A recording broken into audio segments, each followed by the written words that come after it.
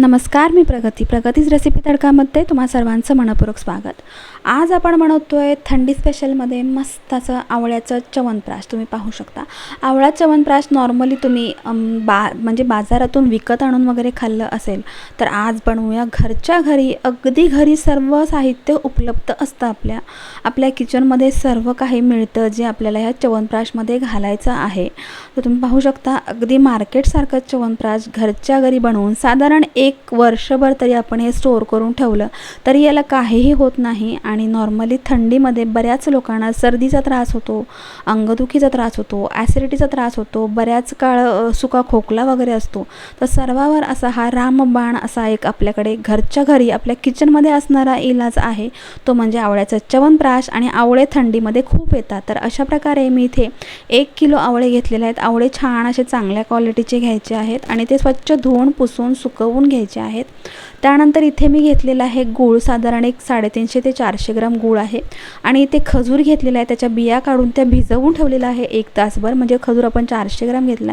इथे मी गुलाबाच्या पाकळ्या घातलेल्या आहेत आणि ह्या गुलाबाच्या पाकळ्या मी मस्त अशा घरच्या घरी सुकवून ठेवलेल्या, घरीच बनवून ठेवलेल्या आहेत। आणि इथे 1 वाटी मध, साधारण आपल्याला इथे अद्रक घ्यायचा आहे, एक 100 ग्राम एवढा अद्रक आहे, अगदी बारीक पीसेसमध्ये कट करून घेतला आहे। थोडे केसर काड्या, 1 वाटी तूप, इथे गरम मसाल्यामध्ये एक जावित्री घेतली आहे, 3 ते 4 आपल्याला इथे तेजपत्ता घ्यायचा आहे, 1 चमचा बडीशेप, 1 चमचा इथे जिरा घ्यायचा आहे आणि इथे दालचीन घ्यायचं आपल्याला साधारण 2 ते 3 इंच एवढं। त्यासोबतच काळी मिरी घ्यायची आहे साधारण 1-2.5 चमचे आणि 1 चमचा आपल्याला इथे लवंग, वेलची घ्यायची आहे साधारण 15 ते 20।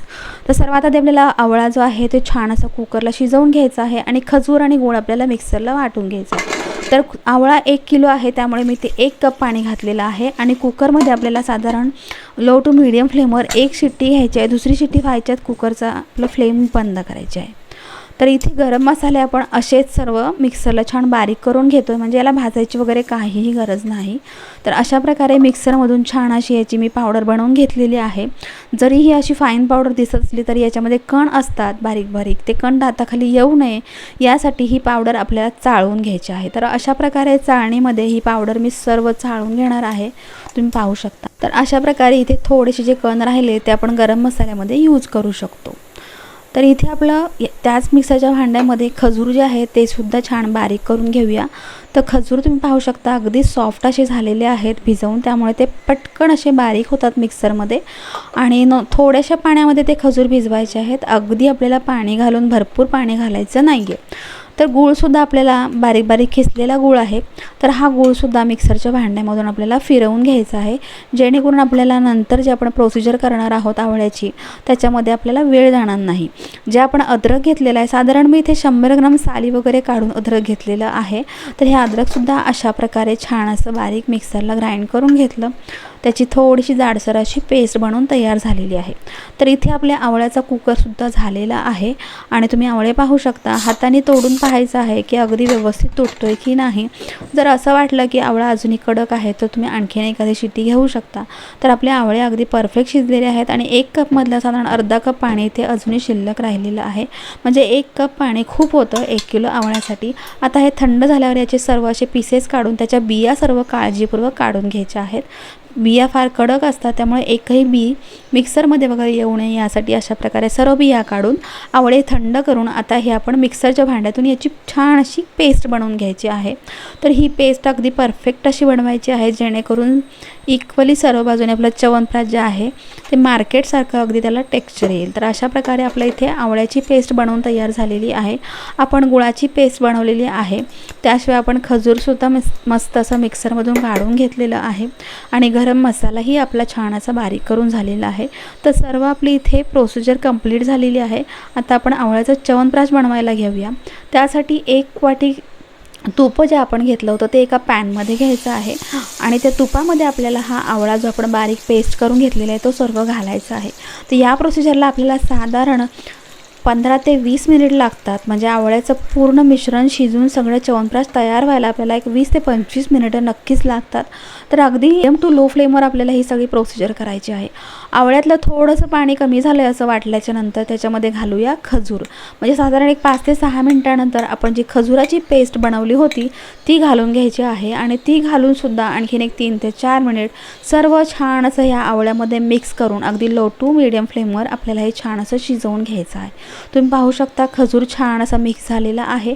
आता याच्यामध्ये जी आपण आल्याची पेस्ट बनवली होती ती घालायची आहे आणि व्यवस्थित असं परत एक 3 ते 4 मिनिट छान असं शिजवून घ्यायचं आहे. एक 3 ते 4 मिनिटानंतर त्याच्यामध्ये आपण जो गूळ घेतला होता मिक्सरला बारीक करून तो सर्व घालायचा आहे. या स्टेपला गूळ मिक्स केल्याच्या नंतर तुम्ही थोडीशी च्यवनप्राशची टेस्ट पाहू शकता. जर तुम्हाला गोड कमी वाटत असेल आणखीन थोडंसं गुळाचं प्रमाण किंवा मग तुम्ही खजुराचं प्रमाणही वाढवू शकता. तर गूळ आणि खजूर घातल्याच्या नंतर अशा प्रकारे मिश्रण थोडंसं पातळ होतं सुरुवातीला आणि हळूहळू शिजत ते मिश्रण नंतर परत घट्टसं व्हायला सुरुवात होते. अगदी लो टू मीडियम फ्लेमवरच आपल्याला ही सर्व प्रोसिजर जे आहे म्हणजे जे आपल्या आवळ्याचं मिश्रण जे आहे ते सर्व शिजवायचं आहे. तर तुम्ही पाहू शकता साधारण एक 10 ते 12 मिनिटाच्या नंतर मिश्रण आपलं थोडंसं घट्टसर व्हायला आल्यावर याच्यामध्ये मी जो आपण गरम मसाला बनवून घेतला होता तो घालून घेतलेला आहे आणि त्याच्यासोबतच 1 वाटी गुलाबाच्या पाकळ्या सुक्या गुलाबाच्या पाकळ्याही घालून घेतल्या. ते सर्व मिश्रण घालून छान असं झाकून मी हे साधारण एक 3 ते 4 मिनिट हे आवळ्याचं मिश्रण छान शिजवून घेतलं. तुम्ही पाहू शकता कलर फारच सुंदर आलेला आहे आणि गावठी गुलाबाच्या पाकळ्या असल्यामुळे त्याचाही कलर या आवळ्यामध्ये उतरतो आणि त्याचेही गुणधर्म सर्व आवळ्यामध्ये उतरतात. या स्टेपला आपल्याला गॅसची फ्लेम बंद करायची आहे आणि याच्यामध्ये 1 वाटी जे आपण मध घेतलेलं आहे ते घालायचं आहे.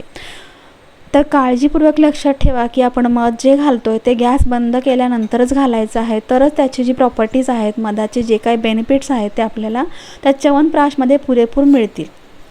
मध घातल्याच्यानंतर गॅस चालू करून आपल्याला अजिबात हा च्यवनप्राश शिजवायचा नाही.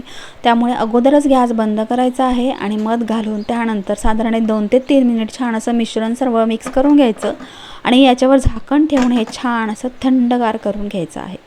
तर इथे साधारण एक अर्ध्या तासानंतर आवळ्याचं च्यवनप्राश आपलं परफेक्ट असं तयार झालेलं आहे. अगदी छान असं थंडही झालेलं आहे. तर या स्टेपला याच्यामध्ये आपण घालूया मस्त असे केशर काढे. जर केशर तुमच्याकडं नसेल तर नाही घातलं तरी चालेल, पण याचेसुद्धा खूप सारे बेनिफिट्स आहेत.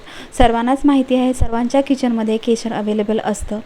तर इथे थोडंसं हातावर असं क्रश करून हे केसर घालूया आणि छान मिक्स करून घेऊया. मिक्स करून झाल्याच्या नंतर ज्या बरणीमध्ये तुम्हाला ज्या काचेच्या बरणीमध्ये शक्यतो आपल्याला च्यवनप्राश भरायचं आहे तर ज्या बरणीमध्ये किंवा डब्यामध्ये कशामध्ये तुम्हाला हे स्टोअर करायचं आहे त्याच्यामध्ये तुम्ही हे भरून ठेवू शकता. थोडंसं वरून असं मी इथे सिल्वर वर्क घातलेलं आहे. दिसायला फार सुंदर दिसतं यासाठी. याचा काही वेगळा असा फायदा होणार नाही, पण दिसायला थोडंसं छान दिसतं. नॉर्मली जसं मार्केटमधून आपण च्यवनप्राश आणतो त्या प्रकारे, कारण त्याच्यामध्ये सोना चांदी सर्व घालतात, पण आपण इथे सोना चांदी काही यूज करत नाही. जे काही आपले घरचे मसाले आहेत त्याच्यापासूनच आपल्याला अगदी फायदेशीर होईल, शरीराला सगळ्यांचा फायदा होईल, सर्दीमध्ये वगैरे फायदा होईल आणि इम्युनिटी सिस्टमसुद्धा आपलं चांगलं सुधारेल, म्हणजे रोगप्रतिकारशक्ती वाढेल. त्यासाठी हा च्यवनप्राश अशा प्रकारे नक्की बनवून पहा.